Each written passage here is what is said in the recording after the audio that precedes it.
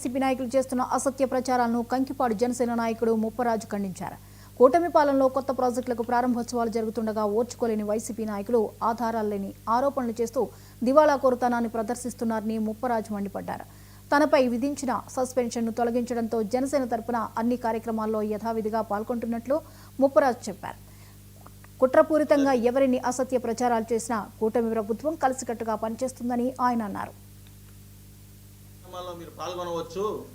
Suspend ఎత్తి ఒక channel వారు ఒక వ్యక్తి తప్పుడు సంకేతాలు పంపిస్తే నేను సస్పెండ్ అయ్యాను, సస్పెండ్ అయిన తర్వాత పార్టీలో కొనసాగుతున్నాను అని చెప్పేసి కొన్ని తప్పుడు సంకేతాల వల్ల నిన్న ప్రచురించడం జరిగింది.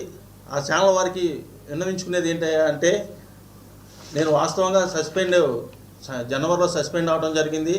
అలాగే ఏప్రిల్ 26వ తారీఖున మా పార్టీ అధికారికంగా అన్ని కార్యక్రమాల్లో మీరు పాల్గొనవచ్చు, సస్పెండ్ ఎత్తివేయడం జరిగింది.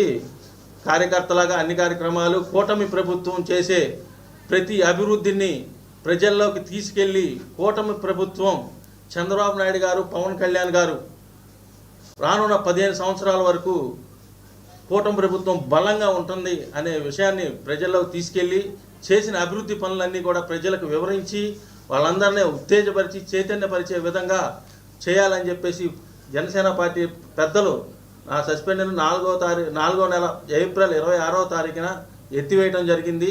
దయచేసి ఆ ఛానల్ వారు దీన్ని గుర్తించి ఇలాంటి తప్పుడు సంకేతాలు జనాలకి ఇవ్వద్దని చెప్పి మరొకసారి వాళ్ళని మనవి చేసుకుంటున్నాను. అలాగే ఇలాంటి కుట్రలు వైసీపీ నాయకులు ఎన్ని చేసినా, కూటమి ప్రభుత్వాన్ని విడగొట్టడానికి ఎన్ని ప్రయత్నాలు చేసినా ఇటు జనసేన పార్టీ నాయకులు కానీ, ఇటు తెలుగుదేశం పార్టీ నాయకులు కానీ, కార్యకర్తలు కానీ, అటు ఎమ్మెల్యే గారు కానీ మా మధ్య ఎటువంటి పొరపచ్చాలు లేవు. ఒక ఛానల్ వారు ఒక వ్యక్తి